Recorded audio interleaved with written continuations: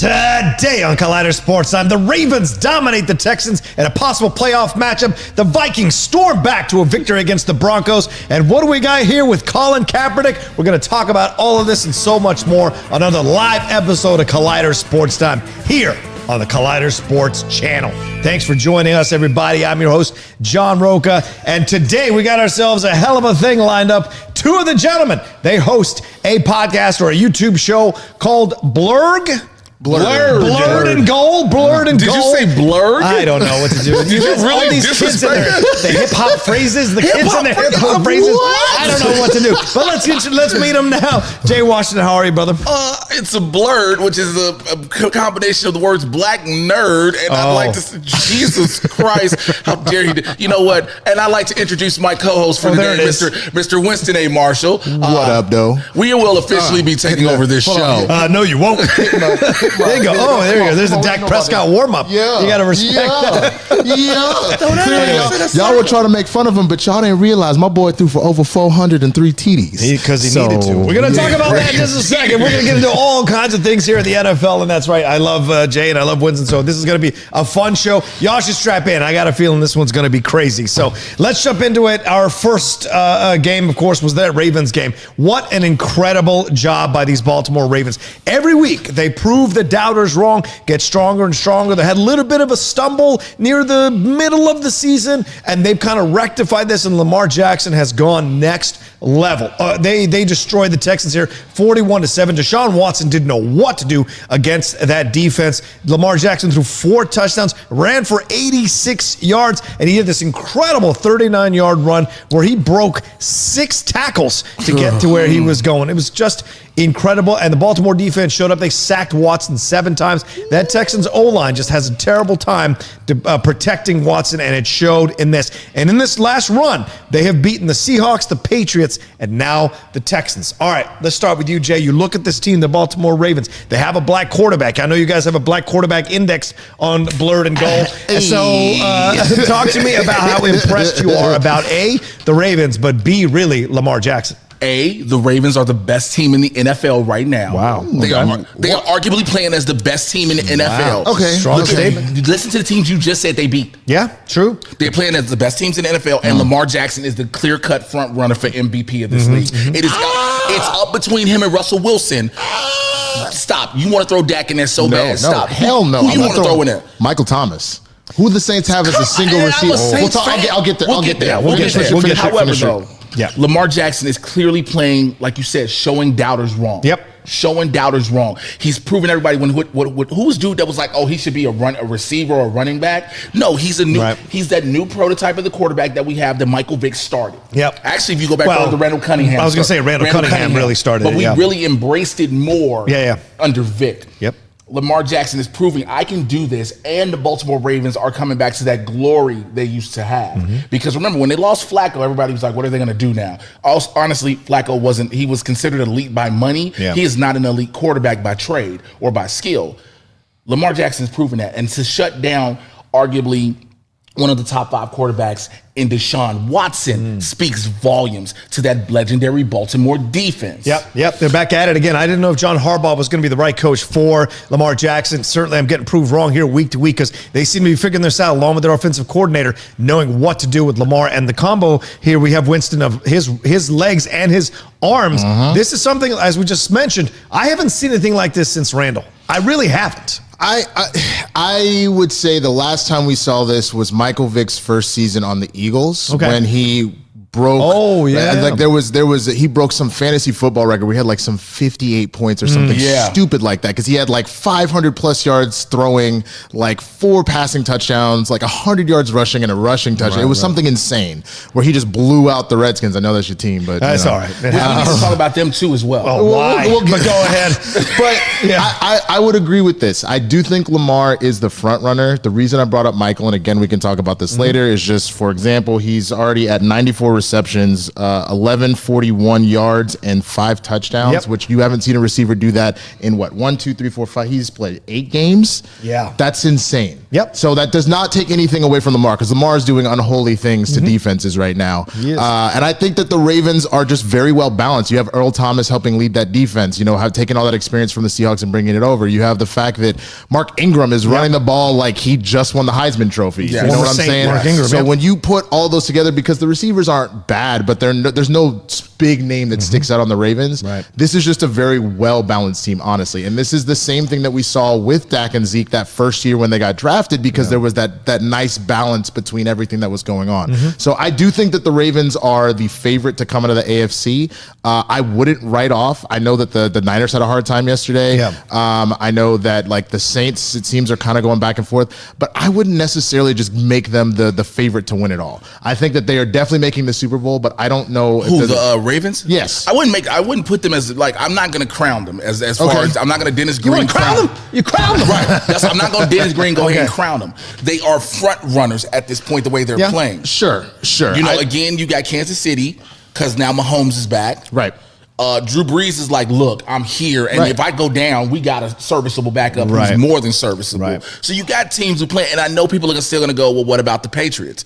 But to you, I mean, the thing with the Patriots that's always going to be interesting is, again, you don't have Gronk, and they didn't necessarily need him to do the stuff that they've done in the past. They've won Super Bowls without him, but I think it's become very apparent that even though Tom Brady is still playing at an elite level, I mean, he's really only got 1 or 2 very consistent targets across the board. They've had a lot of issues where we got AB, we don't got AB. We got Josh Gordon, we don't got Josh Gordon. So if something happens to Edelman, who is injury prone, though he fights through it, Lord knows what might happen to them. And we have seen, I know they came back and stomped on the Eagles, but like the loss to the Ravens and now the upset happening the first half against this Eagles team, they're not invincible. They never have been. And people that just know how to get to Tom Brady properly, then that's it. You've dealt with that. The Ravens don't seem to have a flaw. They've never been intimidated by the Patriots. Right. The Ravens year to year give the Patriots a tough match. The Patriots eventually win most of the time, yes, but it's always a tough matchup, and there's always controversy. And that just comes down to the coaches. This is the match with the Patriots between the Ravens is literally not versus what's on the field.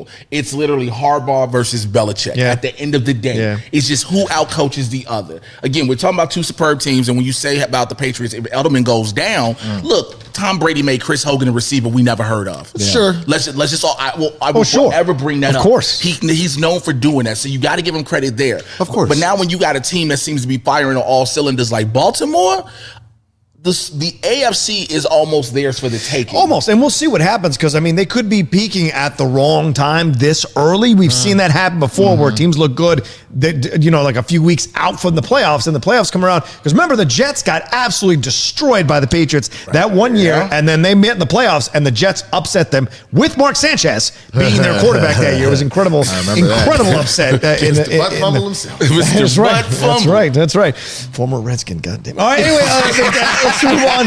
The Dallas Cowboys, another team that's kind of staking their claim here. They escaped the Lions 35-27. A surprisingly game and frisky Detroit Lions team that did not have their starting quarterback, Matthew Stafford, under center. They had this guy, Jeff Driscoll, come in, but Prescott took advantage of this incredible O-line that gave him just all kinds of time in the pocket, threw for 444 yards and 3 touchdowns. The Cowboys have won 3 of the 4 games because Prescott has been tough to stop. He's got 10 touchdown passes and 3 interceptions during that stretch. Pretty incredible stuff. Let's go to you, Winston. You're the Dallas fan. I mean, look, here it is. I think because Prescott gets a lot of crap. He does, and I will say this. He does. Say it again. He does. So here's the thing. Dak Prescott looks like the Dak Prescott we saw his rookie year right now. He looks like he's finally kind of come into his own, and it is what it is. Because what's really been going on as well is that the numbers tell a different story at the end of the game, but Zeke Elliott hasn't necessarily been running the ball that hard, and that's mainly because they keep stacking the box on him. They're like, we know this is your main weapon. We're going to take it away from you.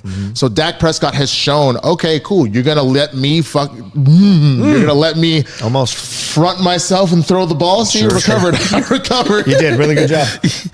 I'm sorry. sorry to all the children and my mother watching your this mama show. watching. What's up to anybody? If you're going to let Dak throw the ball, he's showing to you why he took over Tony Romo's job. Romo was good about throwing downfield. People have been questioning if Prescott can do that, and he can, and he's doing it with people like Gallup. Gallup with that circus catch that happened earlier. Pretty incredible. You have Cooper. He didn't even necessarily need to use him. He's able to use all his weapons across the field. Even Jason Witten is out here making some noise. I thought they needed Cooper last year. This year, they don't seem to necessarily need him as much as they did last year. What I'm hoping happens with Cooper as we start this playoff run is that as Dak is getting everybody else involved, that Cooper literally becomes that situation where like all of a sudden they decide to like take the double team off him, and then Coop gets open, and then you got a long bomb touchdown because they're now having to focus on everything else on the field. Right. But I also think that we've had a lot of ups and downs this season. It's the Cowboys, so I'm not going to just pretend like we're going to all of a sudden be magically good. This is the beginning of them starting to come into their own. I think they will make a run through the playoffs. I do not think that they will make it to the Super Bowl. I think that they will probably win the first round and be knocked out in the second, as they're prone to do. But I think people are not going to stop talking about this team after this, because I think we finally learned how to like hold our own. So and I think, you got to give credit to them. They got the victory. That's what you need to do here in the NFL. But you got to be concerned, I think, as a fan, but also when you're watching from the outside as not necessarily a fan of this team, just a fan of football itself. That defense giving up 27 points and Driscoll almost driving down to tie this thing and send it into overtime. Do they have enough here?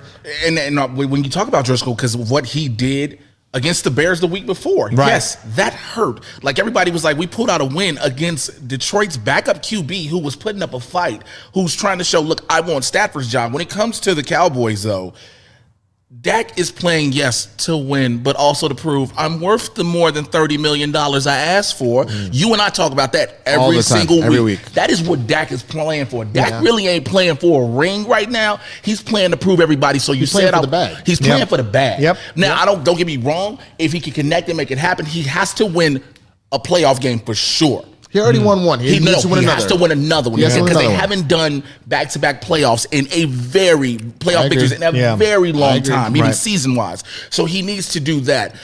Will they go second round? It depends on who their first round matchup is. They'll win the first round. No matter who the matchup is, I understand that you're dealing with the wild card thing. I think when it's all said and done, let's see, you got San Francisco and New Orleans. They're gonna end up with the third seed probably, would be my guess. And if that's the case, then the two weakest ones that are outside right now are, I believe, the Vikings and... Well, I wouldn't say the Vikings are weak at all. No. I mean, as far as ranking right now, they're not going to win their division. The Packers will take that. Right. So... which means we'll probably be fourth. I forgot about the Packers. So if that's the case, then we're playing the fifth seed, which would be... do we know who that is right now? No, that's that wild card in the hunt thing. No, I understand that. As it stands right now, the fifth seed are the Vikings. Right. Because right now it's San Francisco. Because there's a record in the NFC. It's San Francisco, Green Bay, then the Saints, then Seattle, then the Vikings, then Dallas. So it's not even. It's Dallas will win a division. That would make Seattle the fifth seed. Exactly. That would make Seattle the fifth seed at this point. That's a tough matchup. So that's a tough matchup. We beat them last year. But again, we're talking about the Vikings who look like they just came back against the Broncos. Yeah, I'm aware. We'll talk about that later, but they just came back 20-0, and you're talking about the Cowboys, dog. I'm aware. So literally, this is how I feel about it. If we end up playing the Vikings, I think we take it. If we play Seattle, I am not as sure. I still think we can do it, but I'm not as sure about that because Russell Wilson is in the topic of being the MVP right now. The Carson is playing out of his mind. He's bailed me out of a lot of fantasy football games.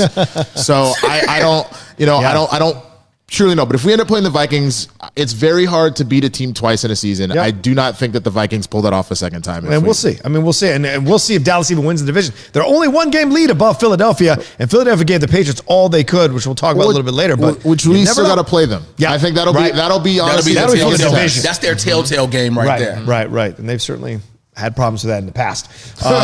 That's for sure. I remember my Redskins beating Dallas a couple times. Could you stop talking about that? Let me say something real quick. Since you're going to keep bringing them up. No, we only have an hour in the show. No.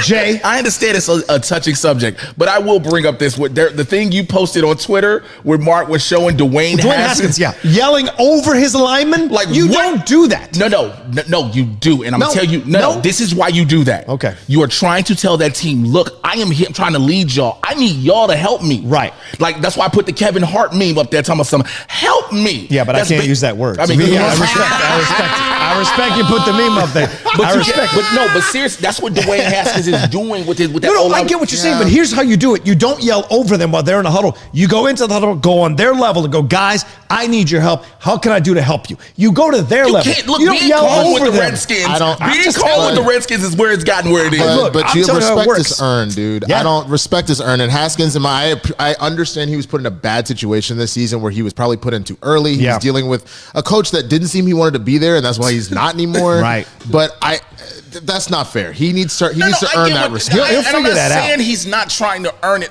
What you're doing, when you're put in the quarterback position, especially the starting quarterback position, you are put in the leadership role automatically. But there's a way to do it, But there's also a lot of men who play on the offensive line who respect that because they're like, this kid has something. Because now I get what you're saying. We're talking about the NFL where we were playing with divas and egos and things like that. I get that. Have you seen The Longest Yard?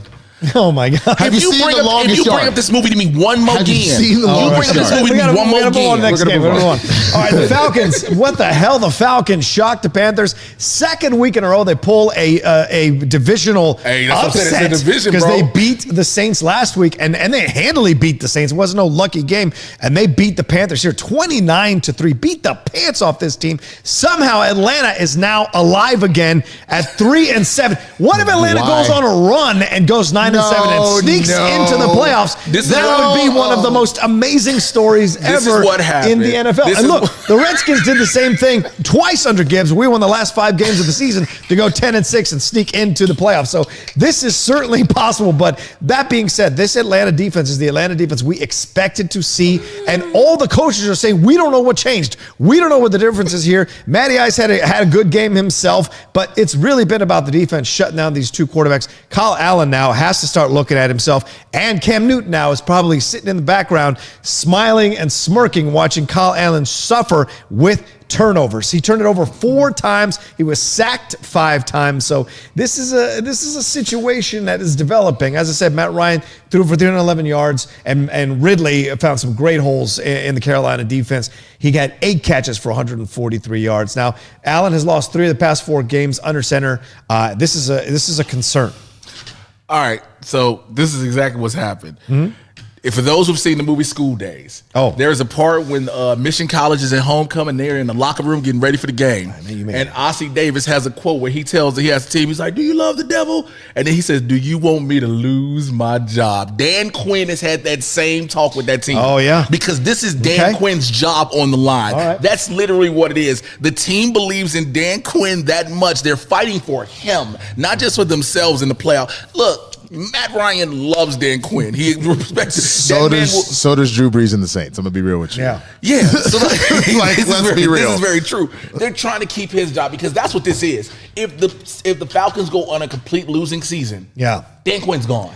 And then you start over from scratch. And then it really becomes worse. Well, okay, let me I'm gonna go ahead and debunk Roka's prediction of them running the table. Let me read you their schedule. Okay. So next they have a home game against the Buccaneers. They're gonna win that. Then they have a home game against the Saints. The Saints are going to be mad and going to punch them in the mouth because if they're going to hold on to home field, they have to win that game. Right. So they're not going to lose that one. So that's a loss. Okay. They play the Panthers. They will probably beat the Panthers again because, to be honest with you, the Panthers are nothing but Christian McCaffrey. Let's be honest. And Cam might be back by then. If you shut him down, that's it. I mean, maybe Cam comes back, but he hasn't played all season now. Is he rusty? Fair enough. I will give them that. So that's 2-1 right there. Okay. Then they play the 49ers. That's a loss. In San Francisco. That's a loss. That's a guarantee. That's 2-2. Okay. Then they play the Jaguars.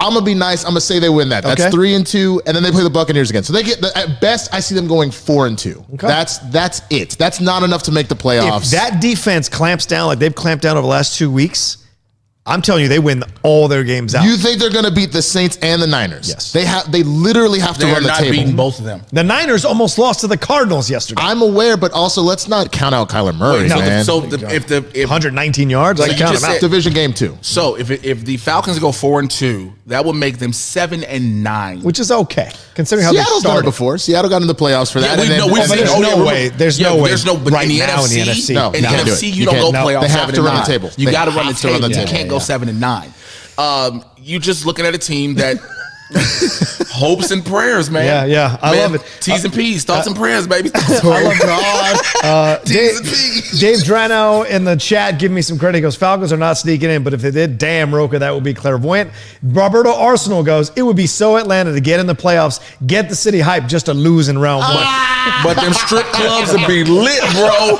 Them strip clubs would be on. What's the name of the big one down there? Magic City? Magic City. I don't know. Let's move on. All right, so the San Francisco 49ers, they stormed back, as I just mentioned, against the Cardinals here. 36. They took this victory 36-26. Jimmy G showing up like crazy in that second half. 424 yards and 4 touchdowns with 2 interceptions for the game. Deebo Samuel, who no one picked up in their first round or even second round of fantasy, 8 catches for 134 yards. At one point, Arizona, with their creaky offense, was leading this team 16-7 in San Francisco. But somehow, eventually, the 49ers figured this thing out. They keep overcoming these tests, so you got to give them a lot of props. And that pass interference call was really interesting to see that overturned. Look, Kyle Shanahan has worked with nothing and made magic. Yeah. You gonna call Garoppolo? No. As a whole, I'm not talking about. See, that's the problem you have. You don't listen. No, I do. You said nothing. You made it sound like they're rolling out there. When you say the 49ers as a whole, you almost maybe knocked his mic down. When you say the 49ers as a whole, that's a nothing situation. Yeah, Nobody expected anything about that. Right. But then you look, people had faith in Garoppolo. I have Garoppolo as my quarterback in fantasy. Well, that's because Tom Brady's been failing you. And look, I had my come to Jesus moment a long time ago. You were out here being like, this is why Belichick wanted to get rid of you. So, but you have that. And then the defense-wise with Bosa, who's stepping up. And then you look at all these weapons they have built up. Well, and that to me is why I think they struggled at the start of this game. Kittle has been having an insane season. So for him to be inactive for this game, which I had to bench him, again, fantasy tells so many tales. Yeah. That showed, I think, why all of a sudden their offense had a leaky faucet, whatever the phrase might be. Yeah. But they recovered. I mean, Jimmy G has proven that he is the man. Yep. And I really think that, honestly, the Saints were my pick for coming out of the NFC. I might jump ship and say that 49ers, and that's only because, like you said, they're doing a lot with nothing. And I think that they are showing that they are the most well-rounded of all the teams out in the NFC right now. I am super excited for the playoffs in the NFC. Not as much for the AFC for the first time in a while. I'm looking forward to this NFC play. I agree. It's going to be old school smash mouth, drag it down. And I think that's what a lot of people have realized this year. It's not just like everybody's like the AFC, because every year it's been the AFC. This right. As the hype machine goes around more of the AFC. You know what I would say? It always felt like every year the AFC, the top 2 teams in the league were always out of the AFC, so that championship was always interesting, whether it be Kansas City Patriots, Steelers Ravens. Like, you always had some matchup like that. But then the NFC was always a toss-up because you had the Packers and the Saints and the Niners and the Seahawks. The Cardinals were good for a bit. The Rams have been good. Like, Cowboys. I just want to say it hurts. I want to say this as a Chicagoan. Can I get the camera out, please? It just hurts to keep having to hear the Packers no matter what. Like, I was hoping this season you don't have a quarterback. Yeah. You shut your mouth. I know this. The whole history of your team is never having a quarterback. That's true. You guys have just been defense the whole time. And I appreciate y'all having traded from the Raiders. Why am I went brain Mack? Thank you. I appreciate y'all having Mack and leading that defense, but as somebody who just won a playoff game last year for the first time, you shut your face. Oh, wow. You shut your face. All right, let's move on. All right. The LA Rams, the team trying to get back into the playoffs here. They beat the Bears 17-7. This was not a pretty game to watch last night. You got to talk about this. Go ahead, SpongeBob. I'm going to head out. Todd Gurley had a season-high 133 yards from scrimmage, scored a touchdown to lead the Rams here. They had to do this because they were missing 2 of their top receivers. So Sean McVay adjusted the offense and ran on 65% of his plays, 34 out of 52 plays. Jared Goff was 11 of 18 for 173 yards. That train is still going off the cliff. That kid is done. He is done, I'm telling you. Mitchell Trubisky, not to be outdone, was 24 of 43 for 190 yards. That touchdown interception, but he also went out with a right hip pointer near the end of the game with Chase Daniel coming in. All right, I go to my Bears fan here, Jay Washington. First of all, this is a good victory for the Rams, yes. But the Bears now, what are we doing here? What happens now? Chase, is it the Chase Daniel era? It needs to be somebody else besides both of them. Listen, That's a rough situation, son. It is. Look, we traded away the potential to have Mahomes and Watson to get Mitchell Trubisky, who barely started in North Carolina. And Lamar, right? And Lamar to get Mitchell Trubisky. He's terrible. He's not the guy. And now it is also seeming more and more, as much as I didn't want to admit it, Matt Nagy is becoming the problem. Right. Coaching is an issue here. Chase Daniels is great because the bar is so low when it comes to Trubisky. Yeah. You get what I'm saying? Yeah. Like Chase Daniels was a backup for a reason. He is not a starter. This is a problem. You had a team last year who I believe was 12-4 during the regular season, now are sitting at 4-6. And pretty much because of this loss from the Rams, are almost out of the wild card contention. I think you are already. I think they are because of this loss. You're done. You're done. The loss actually takes them out of contention for the wild card. Yeah. And it's like, what is going? This is just ridiculous. This is just like, we talk about the Bears defense. We talk about the monsters of the Midway. And yes, the team is predicated on that. But dear God in heaven, Jesus, Allah, Buddha, and a stack of TV gods. We need somebody under center that can do this, that can lead and motivate and push this team. I don't care if it's Colin Kaepernick, if it's Cam Newton. Get somebody that is a serviceable, realistic, and reliable quarterback. Jesus Christ. You took my hot take. I don't think it obviously can't happen this year. I think you guys end up taking Cam Newton from Carolina next season. I think so too. I think Carolina moves on from him. But here's the problem. The only problem with taking Cam Newton is Cam got to realize he cannot come to Chicago dressed like a single mother that don't need no help. What? You don't like pilgrim hats in Chicago? No, Cam cannot come in here dressed like Mary J. Blige off her second album. He can't come in there dressed like the auntie that can never hold a man and shows up at Thanksgiving with her nasty potato salad. Do you know about that, Roka? Oh, hell no, Karen. You don't put that potato salad. They don't season the potato salad. Yeah, I remember that from the Black Panther sketch. That was amazing. Oh, hell no, Karen. I love that. Well done, sir. Thank you, look, I'm going to be real right now. Both these teams are bad. Like, let's be honest. I think the jury is out on the Rams. I think what's really sad is that happened with them. Started with them going 3 points in the Super Bowl. Yeah. And I don't think that they've ever shook that ghost. And I think it shows. Their record is not indicative of actually how not good they are when you consider the other team. Like, it sounds crazy to say this, but again, even with the Cowboys with, I believe, a worse record than the Rams, look better than them. And I'm not just saying that because I'm a Cowboys fan. You don't throw for 100-something. This is why I hated Dak Prescott all last year. He couldn't break 200 yards to save his life. Right. Jared Goff, the jury's out on him. He's not, like you said, he's not good. Yeah. And so I think he's done. But they just paid Toast for what? With all that money they just paid him? He signed a contract extension for $143 million. Yeah. He had $110 million guaranteed. He's $110 million guaranteed. They paid Jared Goff elite money, and he is not an elite quarterback. For taking him to the Super Bowl one time. I'm sorry about that. Go ahead. Well, all I was going to say is, look, I'm going to say this right to the camera, Jeff B. I don't know if you're watching this. I'm probably going to text you after the fact because you kept going on and on about, no, I think I like Goff, and now you don't like Goff. I tried to tell you, man, your quarterback is trash. There it is. All right. Someone wants Dave Drano, before we move on to the last game here in this first segment, I'd love Jay to explain his tweet comparing the Bears season to Batwoman season. I feel bad for Jay. Here we go.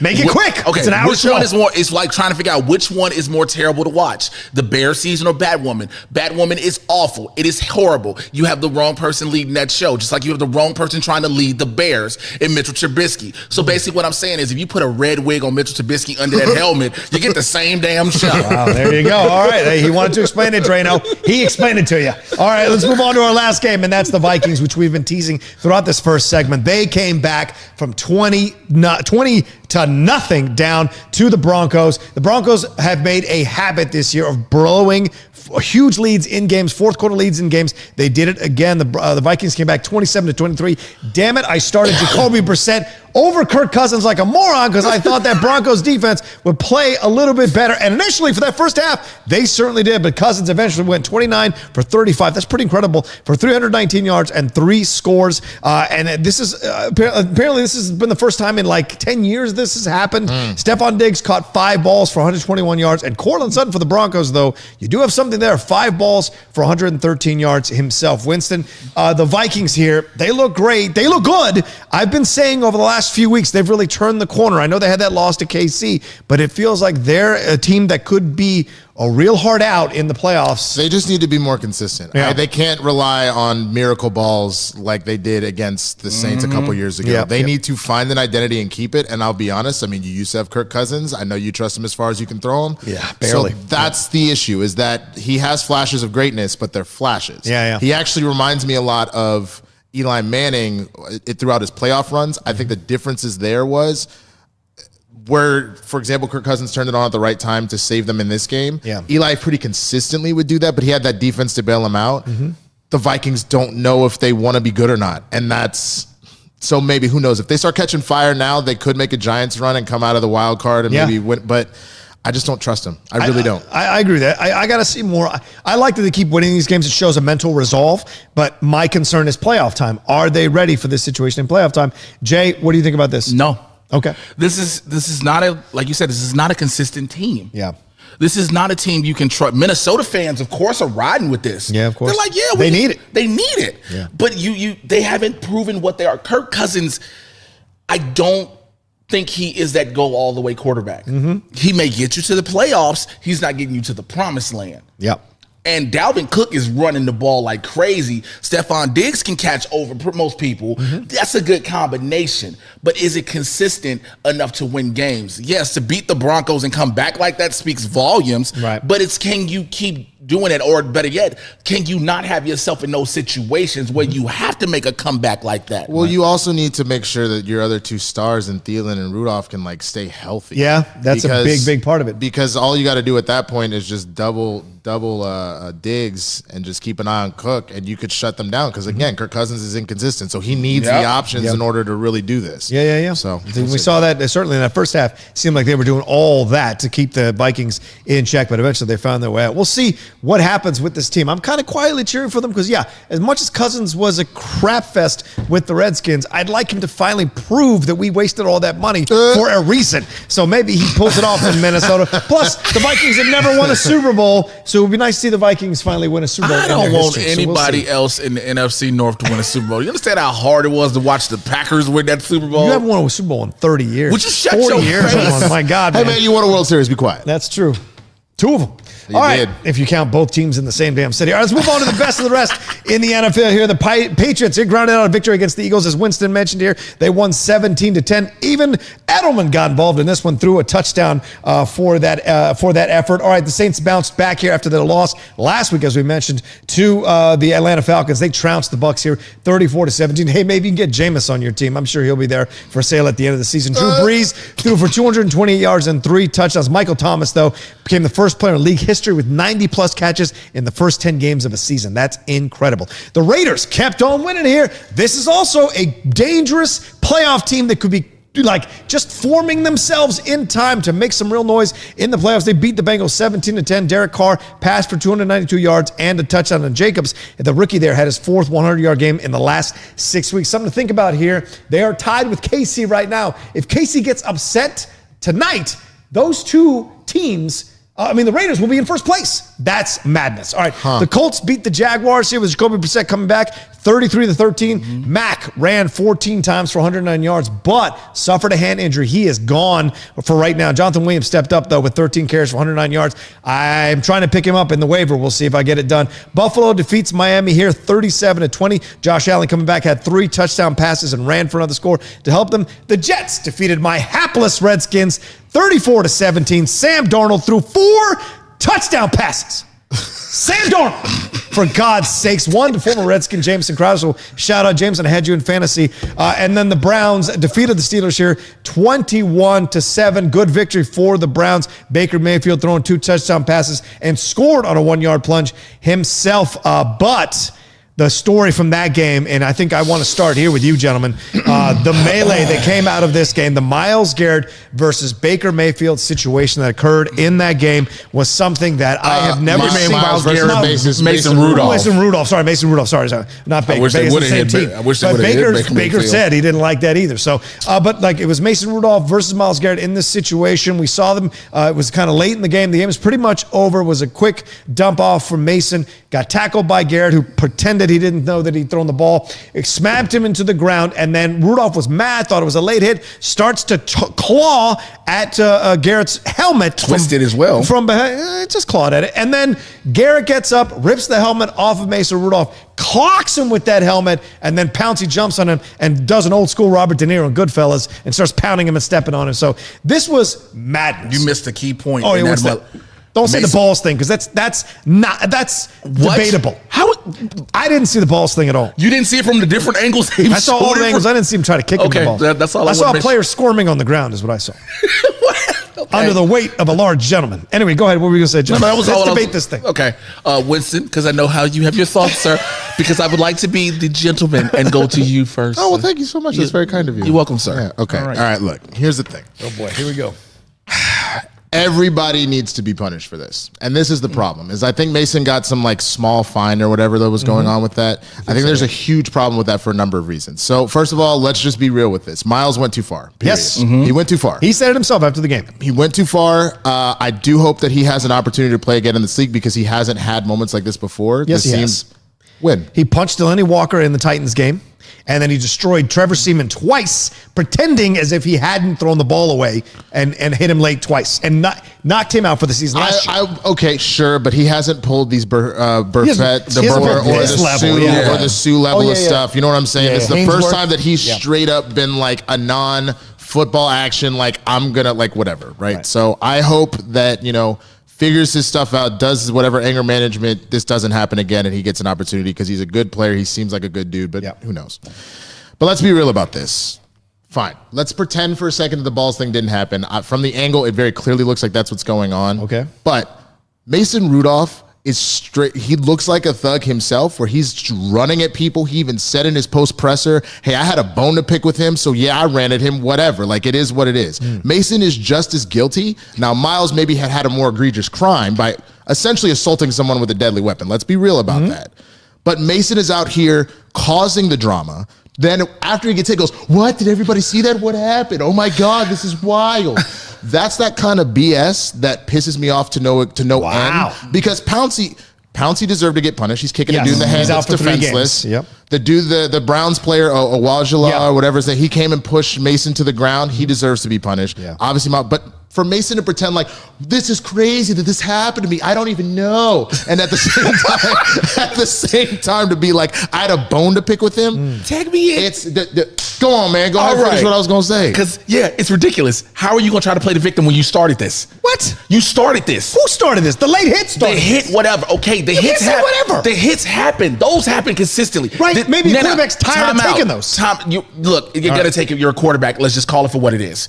But when you were trying to twist a man's helmet off, you're literally doing that. He got baby fingers trying to claw the back of the helmet. That's why he throws so many interceptions. Because he's got tiny hands. He's like his role model. Now, you. All right, now that's an unfair shot, but go ahead. That is a true shot, though. But you try to twist his helmet off.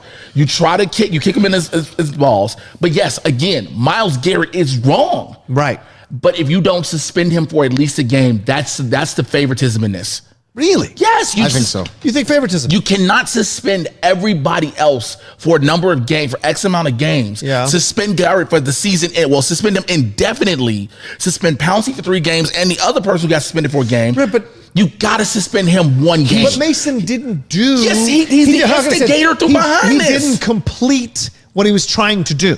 It doesn't matter. I think it does matter. But at the same time, if it's already a situation where a flag is out, the flag is already out, and you're still charging and the whistles are blown. The whistles are blown. Oh, when he was chasing. So literally, as soon as the helmet came off, the flag threw because Miles had his helmet, and Mason charged him. Don't you factor in heat of the moment like you factor in heat of the moment for Miles? Sure, but then what about heat of the moment for Pouncey? Again, both of them got suspended. So why doesn't Mason get a suspension? Why he got less than Miles? But it doesn't. But Mason got nothing. But Rudolph, all he needs is a game. Give him a game to be like, because look, if the point of it is we're here to protect the shield. Yeah. We don't want this kind of nonsense. It needs to stay in football actions. What about him charging Miles as a football action? Again, I do not condone him getting hit in the head with a helmet. You mean charging afterwards when he has no helmet on? Right. Yes. Behind a line.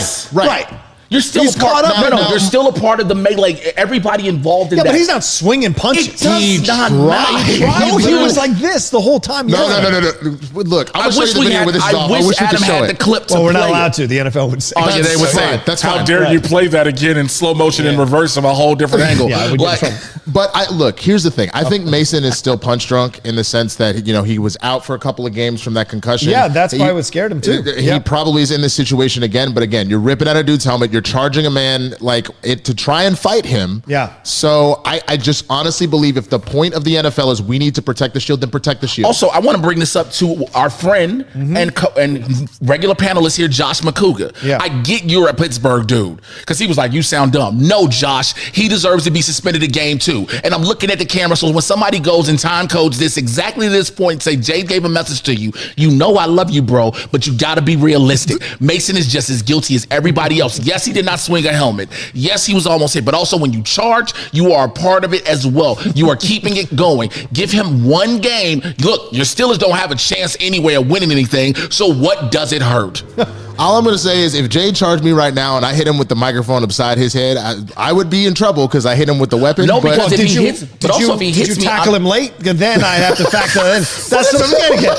That's what I'm getting at. So to me, I'm like, I think Myles Garrett started it by tackling him late. I think quarterbacks are tired of getting tackled late in certain situations by large, muscular defensemen who claim they didn't see them get loose the ball by tucking their head into the chest. Then don't play football, or change your name to Karen and write a strongly worded email and a Yelp review. And a Yelp review. Tom Brady got it done. Now we have the Tom Brady Tuck rule. We have the Tom Brady Tuck rule. Mason Rudolph, you want to be the leader of the Steelers, right? Get yourself a rule. Get yourself a rule, Mason. Because Ben Roethlisberger, it happened to him all the time. He's just a big boy. He's a big boy. He's a big boy that cries and he goes and does things that we forget about 3 years later. Now, let's move on to this. I want to see some comments from the fans.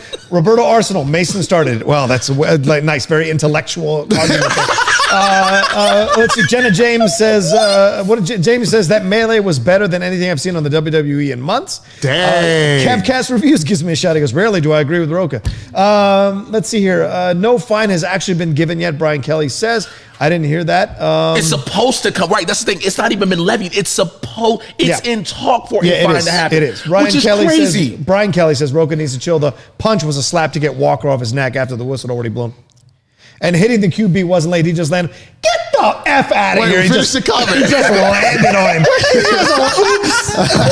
That's like a Last Boy Scout when Bruce Willis says that to the guy who's cheating with his wife. He says, "Oh, it was an accident. Would you slip and fall inside her?" Jesus. Wait, I can't say the F word. No, you can't. You can imply it. You can imply it. Listen. Winston, yes. This is not our thing. That's right. I know. So we can say our Roberto thing. Arsenal says Mason Rudolph does have a punchable face. Well, I mean, for as many interceptions as he threw for defensive touchdowns, yeah. He should be punched. Ignacio Padilla says, wow, Roca, how can you defend Mason? He deserves one game. Let's see. I think McCougar would be happier. The kick to the groin looked like Rudolph was trying to push Garrett off of him with his foot to me. That's what I thought.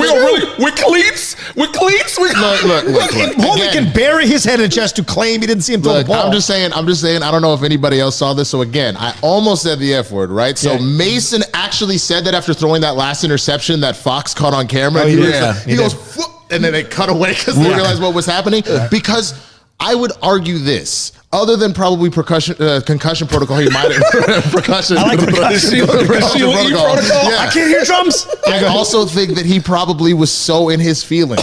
He was more in his feelings than Drake is on a regular basis, but how bad of a game he played. So I'm sure what that really came down to was, I'm tired of this, man. Y'all killing me with this, man. Did you R. Kelly? He R. Kelly'd himself. Wow. I also have one thing, too, if I may, real quick. That's on Netflix, by the way. Real quick. Surviving R. Kelly. Can we please stop calling people thugs, namely black players, when they do stuff? I agree with you. I really get tired of that. That is getting really bad because we know that's why I called Mason one. Yeah, I get it. I appreciate it because I'm tired. The moment that happened, I saw Myles Garrett is a thug. Really?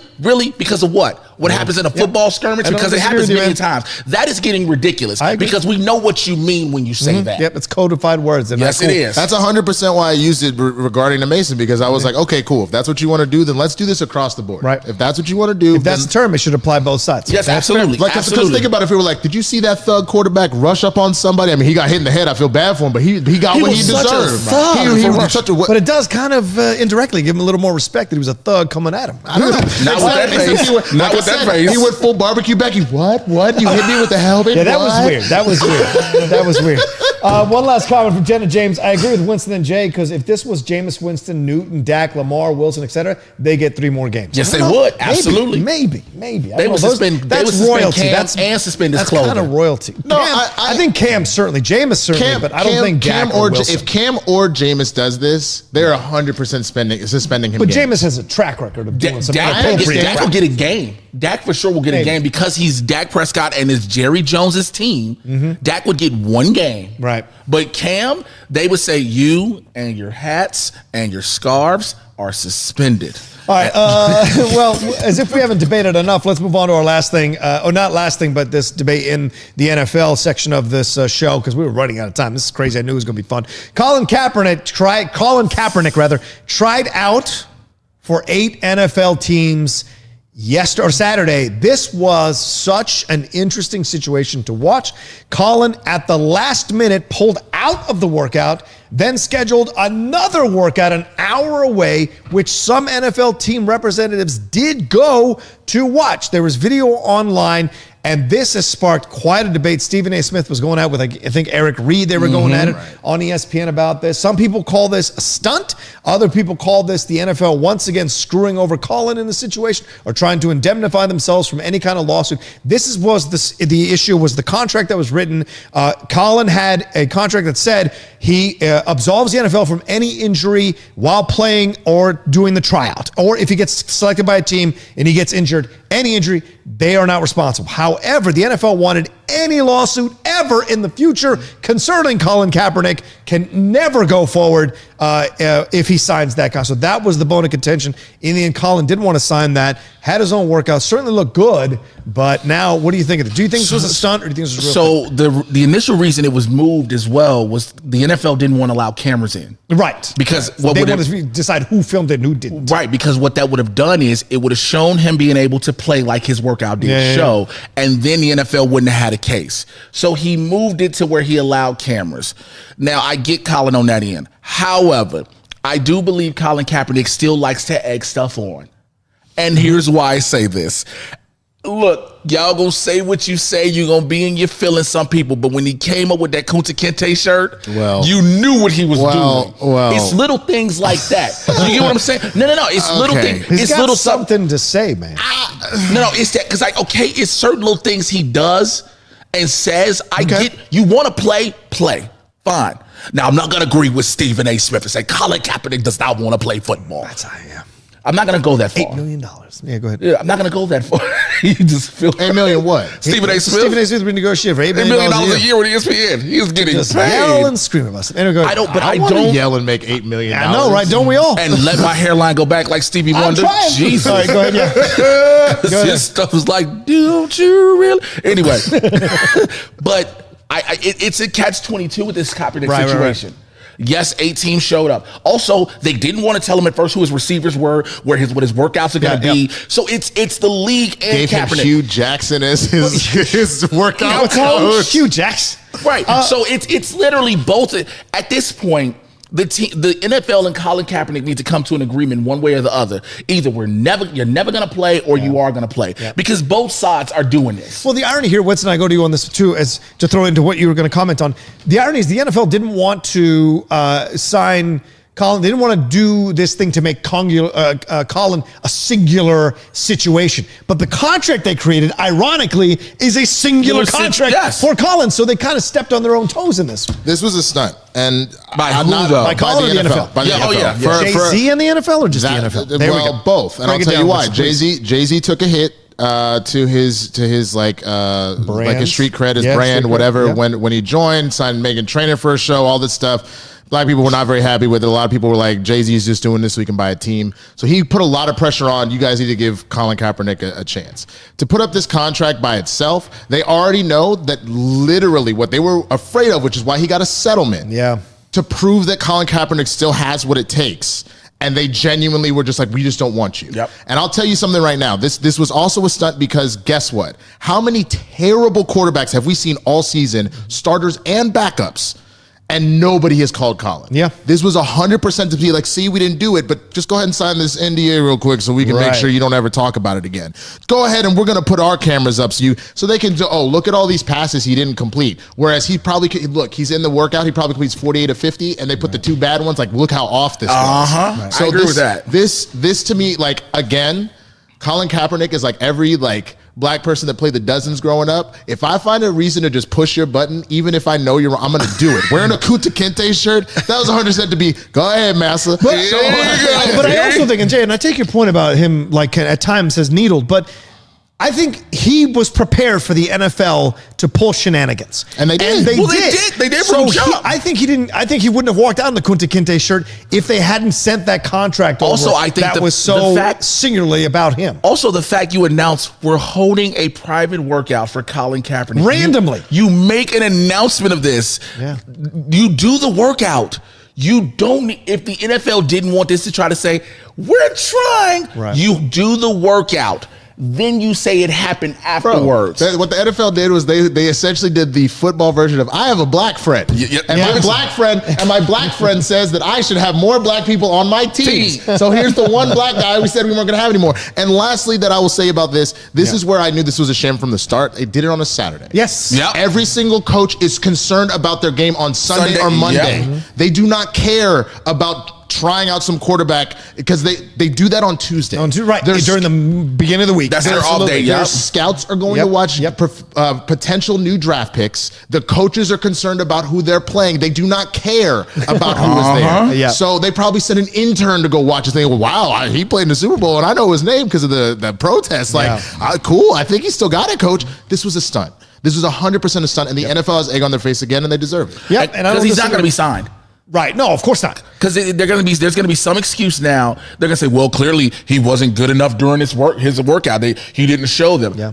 The man threw a deep ball. Again, here's the thing. What do you want to see from a private workout that you don't see during the combines or anything different that you recruit off of? And the combines are public. And the combines are public. They show that unedited. They show all of those workouts. Every single thing. So what's the difference? We'll see what happens. I personally would love to see Colin back in the NFL, but I also think he can come back on his terms because they screwed him over the first time. And that multi-million-dollar settlement proves that point. I thought this was a stunt as well, Winston. Couldn't agree with you more. Eric Reed called that out and said it perfectly as well. And Jay-Z, I don't know how much more this guy can keep losing cred in that community. Here's the question, though. Who are you going to have for the Super Bowl perform? Meghan Trainor or Meek Mill? Yeah, well, But I mean, don't get me wrong. Dreams and nightmares going off during the Super Bowl halftime show would have been. Hold up, wait a minute. But it's not going to happen. That's what I'm saying. I get it. Probably, you know what? If he did, he'd probably bring out like a hologram of Tupac? Nipsey.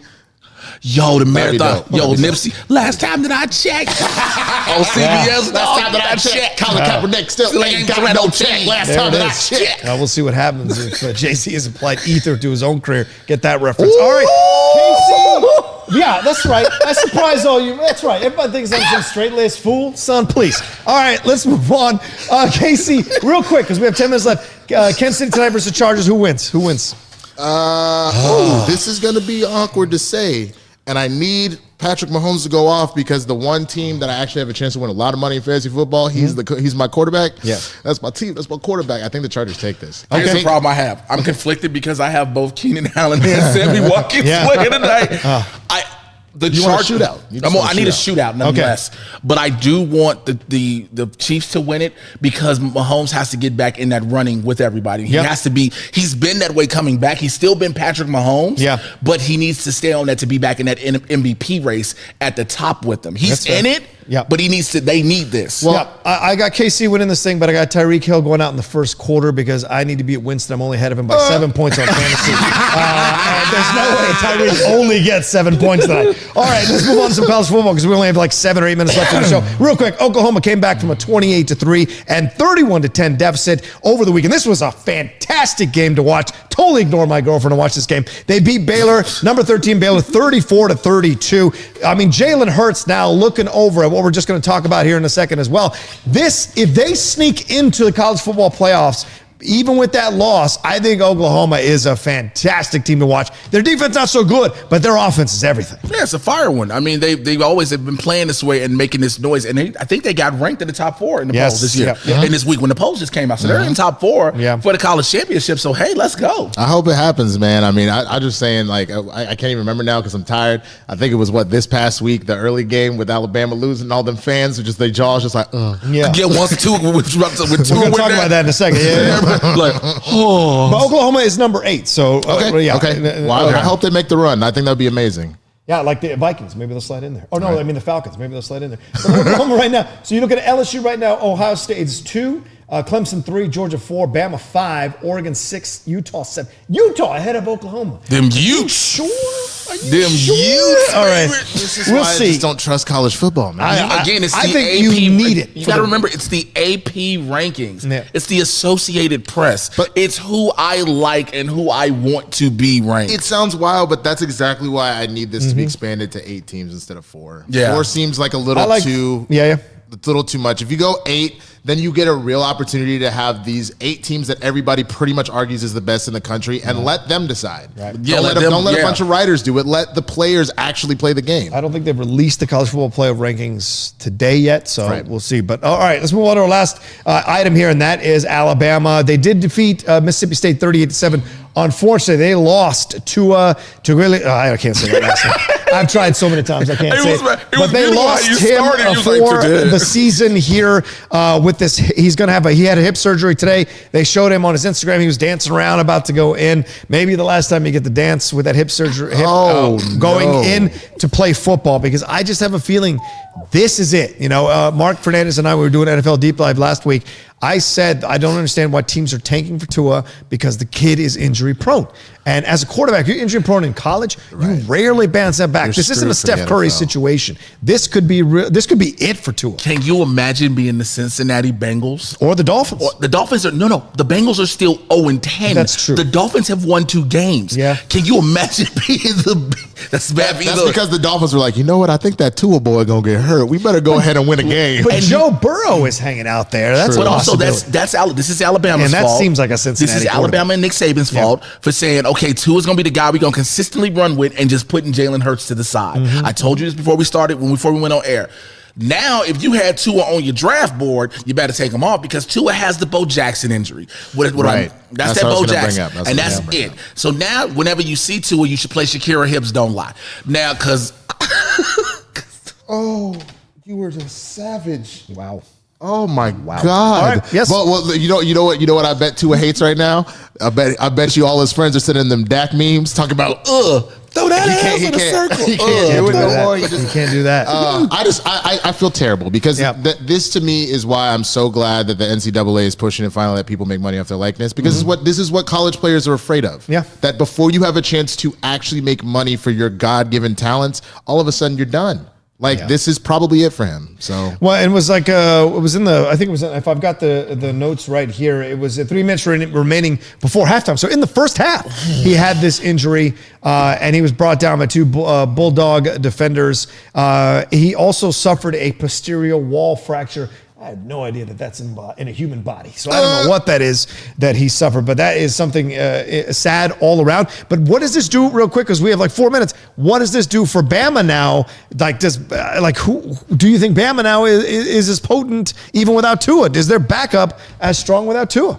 It's all going to, again, I hate to say it. Look, the team is great. We know what the team is. We know about the receivers. We know about their running core. We know about that defense, but also it depends on what Nick Saban has in his bag of tricks. But it's Nick Saban. It's Nick Saban at the end of the day. Bill Belichick of college football. Yep, it is what he has in his bag of tricks. He makes magic out of nothing. I don't think they win it, but I think that they probably make the 4 again. Yeah. And then they maybe get bounced there, but they'll hold on. Yeah, the quarterback is Mac Jones. That's the backup. I mean, I like that name, Mac That's Jones. a good name for a Bama quarterback. It's a good, wholesome American name for an Alabama I'm just imagining quarterback. just like a thick mustache, and just a like draw. Minshew. A Mac Jones. I'm Mac Jones. Went threw for 5 touchdowns on LSU. I was there. Named Mac Jones, University of Alabama. Roll Tide. That's who you have sitting up there in our graphic. That's Mac Jones up there in the Mac back. Jones. That's Mac Jones. That's a fresh face, Mac See Jones. them eyes? You see them crystal blue eyes? Wait. Mac Jones. That's the white cousin of Mike Jones. You see what I did it? Say it again. You like, his name is what? Mac Jones. Who? Mac Jones. I can't do it. I don't know. Look at that picture. It looks like a thug to me. All right, well, there we go. Thanks, everybody, for watching this live episode of Collider Sports Time. I told you it was going to be crazy, and it was. I want to thank the 2 gentlemen who definitely had a blast, that I had a blast with doing this show. They co-host the Blurred and Gold show. They're also separately great pundits about film and entertainment television. Both of them have been on Movie Talk. Both of them have been on Collider Live. They're fantastic gentlemen. Mr. Jay Washington, how can people find you? Thank you so much, man. Thank you so much for having me as always. Twitter, Instagram at Mr. J Washington, MRJAY. You should know how to spell Washington. Check out the Mad Titan podcast everywhere you get your podcast. Listen on. I get you caught up on everything that's happening in Marvel and DC, live action and cinematic universes. It is Barbershop Talk for Nerds. So come on in the convo. Don't you look at me like that because I know what you're going to say. What am I going to say? Because you always like, damn, don't you ever slow down? And you just know it. You just You have no idea what I was going to say. I was like, can't you find a faster way to say that? Anyway, I am Winston A. Marshall. You can find me at the Swaggy Blurred, THESWAGGYBLERD. Twitter, Instagram, YouTube, Facebook, all that good stuff. You got a commercial running right now or anything running? Not a commercial, but you can look for us soon. We'll check us out on Twitter. We'll we got to do something tomorrow. Yeah. We finna step the game up. Let's go. All right. They're going to do their old commercial. That's cool. All right. Well, thanks, everybody, for watching this episode. You can follow me at The Roca Says on Twitter and on Instagram. See all the things I'm doing there. And tomorrow, I'm hosting NFL Deep Dive. Adam Caparel from Complex Sports stopping by to talk about the NFL issues and debate some of the other stuff's going on. I'm sure we'll get into that melee and we'll get into the Colin Kaepernick situation. Shout out to Adam Smith there. Switched in the booth, helping out with the graphics. Tomorrow morning, too, anyway. And Cody Hall. And tomorrow, movie talk. But we're talking talk. sports, son. And that's what we're talking about here on College Sports. Thanks, everybody. And then, of course, if you want to watch me and Jay tomorrow, Movie Talk will be live. We'll be hosting for the rest of the week while Perry's out doing her thing at a junket. So thanks, everybody, for watching this episode of College Sports Time. Remember to subscribe, and we'll talk to you next time for a live episode next Monday.